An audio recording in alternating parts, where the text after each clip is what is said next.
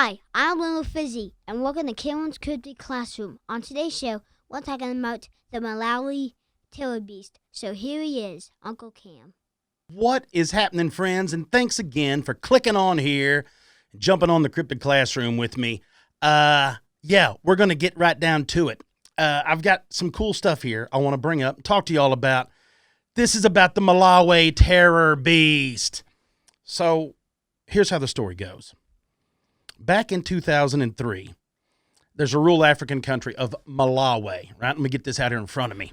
And so there was a creature, and when I say early, this is like happened in March. This goes down in March of 2003. These people of this Malawi area, the country there in Africa, a place called Dowa. And Dowa was where this took place. And what people started referring to as, they at first thought it was maybe a shaman had put some sort of curse on the area. Maybe it was a shapeshifter. Maybe it was an evil spirit. They're not sure what it was. But what ended up happening, it was so much going on that it drew military attention to the area that they showed up and helped kind of reinforce safety, if you will. So what goes down is this creature attacks 19 different people throughout this time frame. 3 of them ended up dying from it. The ones that died were 2 elderly women and a 3-year-old child.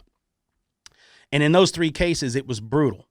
The brutality of this attack made a lot of people believe that it was a human. It was mankind. You know, it was one of us that was doing it. It wasn't a creature. It wasn't anything that was unheard of or unknown. It was us.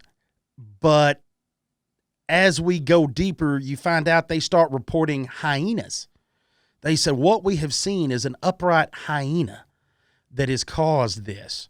Now, when I was talking about the brutality, skulls would be crushed, hands would be missing, arms would be missing, legs would be missing, ears. There's a case a woman had her nose and her jaw tore off of her face. It was something that wild animal attacks in Africa aren't out of the norm, right? There's movies about it. You can read all the stories about it. This is a thing that they know can happen. And we even know, we have wild animal attacks here. It can happen, but it wasn't the norm. They knew something was wrong. In the wake of all the attacks, over 4,000 people left the Dowa area. They moved into towns. There was like town halls. They would take refuge there. Anywhere they could get in is where they would go. Sleeping in numbers. They knew if they were in big groups, they would be much, much safer from anything, is pretty much the way it goes. The Malayan army turned out for it. Police guards, police, local game wardens, everybody started showing up trying to figure out what's happening here. So it lends it to more as like, well, is it a serial killer? Is it somebody gone wacky, right? Is this what's going down? It starts rolling into where these local residents, they believe, and it is actually talked about later on, that there was more to it and that it had actually been here before these attacks started. So on March 6th of 2003, the 3 people, the 2 elderly women and the baby, that's when they were killed. And that's when they reported that they were the 16 more attacks, the areas it took place. There is a parks and wildlife officer named Leonard Sefu, and he said that his department believed that this beast could be either a rabid hyena, but they said that it would be strange for a hyena to terrorize entire villages. They said if you corner one, like most animals, it will fight. But this was just coming in and attacking at will, like looking for trouble all the time. So they said what they were doing was trying to talk to the people who were attacked and looking at their wounds to see what it was that was attacking them. They'd tried to shoot it. They couldn't get shots at it. They maybe missed it, but they couldn't kill it either way. They've taken shots all the time. The district commissioner named Charles Kalimba said that the district administration was feeding the homeless people with all the resources that they had, but they didn't have enough resources to take on all the refugees. So they were afraid at the time that if we turn them back out because we can't take care of them, What's going to happen then? We're going to be contributing to part of this attack. We're afraid that's going to happen. If you back up a year, back into August of 2002, they say a mystery beast killed 5 people and maimed over 20 before the game rangers of this area and some military police killed this thing. Now, going back to Parks and Wildlife in that area, they said what had been killed was a rabid hyena. But the residents of that area and the people involved in the attack said that's not what that was. We're not sure what it was, but it wasn't that. It wasn't just a rabid hyena. But here's where it gets really strange, as if an upright attacking hyena wolfman wasn't strange enough. They believe that the one that was killed was resurrected. Yeah, maybe by a shaman, maybe by whatever evil spirit inhabited this thing, but that it was resurrected and it's come back to exact revenge on more people. So the people want to go home, right? We're fast forward. We're back to 2003 again. This is on March 10th.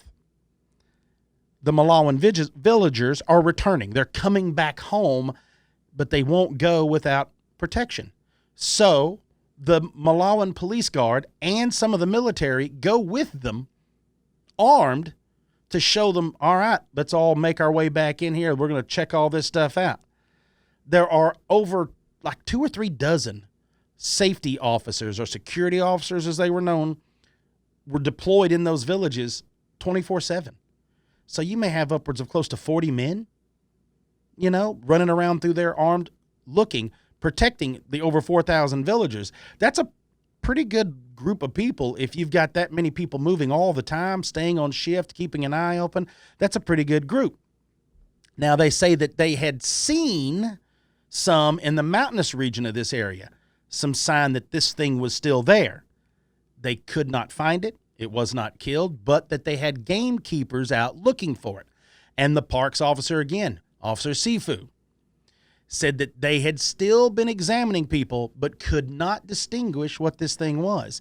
And as far as I am aware, they've never been able to distinguish what this thing was. This creature came, this creature left, and it did all of this damage, and no one knows what it is. Was it a wolf man? Was it simply a rabid hyena? Was it nothing more than a person doing the killing? Here's the odd thing. They never come forward with what the victims actually said. They talk about what it could be, but they never come forward to see if what the victims all said matched up. Be pretty telling if the 20 that survived the attack a year before and the 16 that survived the attack this year, or that year rather, all had the same account.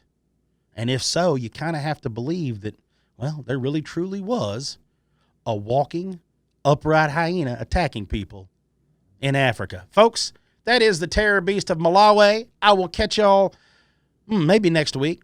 Depends on. I've got to be out of town, so we'll see what all happens after that. I might have some crazier stories. I'm going to drop this back off a little fizzy. Thank y'all so much for being here. Hope you enjoyed it. Catch you on the next one. Peace, y'all. I hope you enjoyed this episode. So hit the bell, like, and subscribe. That's all, folks.